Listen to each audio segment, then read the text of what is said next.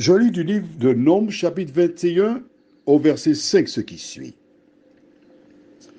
Et parla contre Dieu et contre Moïse. Pourquoi nous avez-vous fait monter hors d'Égypte pour que nous mourions dans le désert, car il n'y a point de pain et il n'y a point d'eau, et notre âme est dégoûtée de cette misérable nourriture. Prions. Notre Seigneur et notre Dieu, quelle tristesse. Quelle tristesse qu'il y ait dans le peuple des agents de Satan.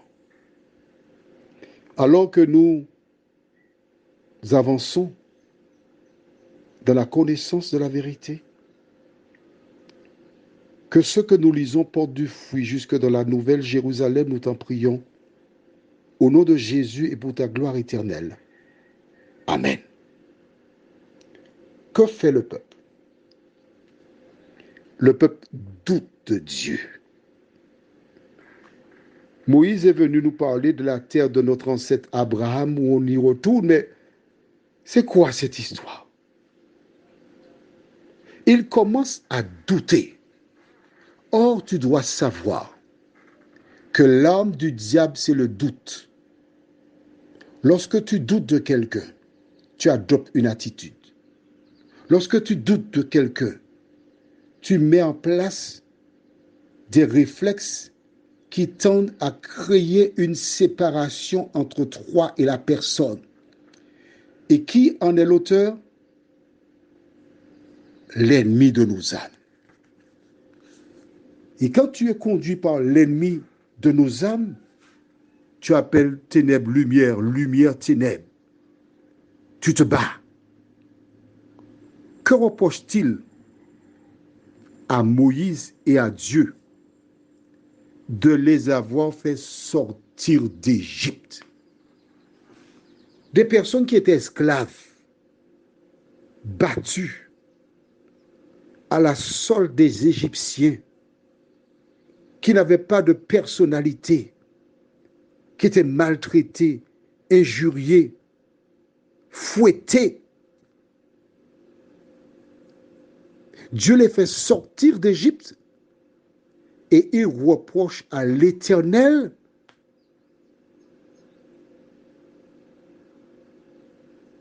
de les avoir délivrés.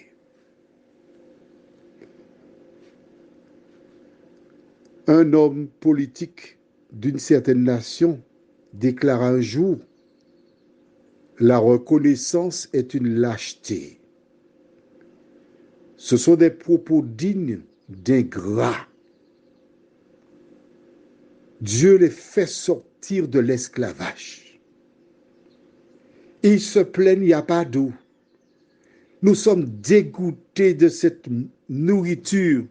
Et comment vont-ils cette misérable nourriture, nous bons et puis ça, on a assez avec la manne, on veut manger autre chose. Or, la manne est la nourriture appropriée. Elle a été pensée, créée, réalisée par Dieu sur mesure pour les enfants d'Israël dans le désert, et ils appellent la nourriture de Dieu misérable nourriture. Un jour, j'étais dans un pays de la Caraïbe. J'y étais 2 fois. Et j'ai pleuré les 2 fois. Surtout lorsque j'ai vu un homme sans jambes qui a tué une mouche pour la manger.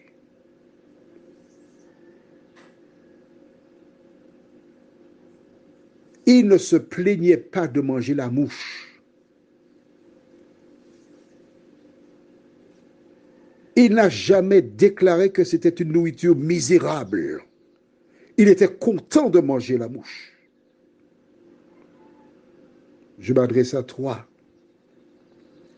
qui te plains du travail que tu as. Sais-tu combien de personnes qui seraient heureuses d'avoir ton travail? Je m'adresse à toi qui te plains de tes patrons. Sais-tu combien de personnes qui aimeraient avoir des patrons comme eux? Je voudrais t'inviter à ne pas faire comme ces gens, à ne pas passer ton temps à critiquer, mais à tirer le meilleur de ce que Dieu a mis autour de toi. Prions. Notre Seigneur et notre Dieu, nous avons bien des raisons parfois d'être déçus. Mais nous te remercions parce que Paul déclare dans Romains 8, verset 28, « Au reste, frères, nous savons que toute chose concourt au bien de ceux qui t'aiment. » Aide-nous, Seigneur, à mémoriser ce verset, à l'apprendre, à le mettre en pratique et que nos vies soient réglées sur ta parole. Nous t'en prions au nom de Jésus et pour ta gloire éternelle. Amen. Je te souhaite une bonne journée.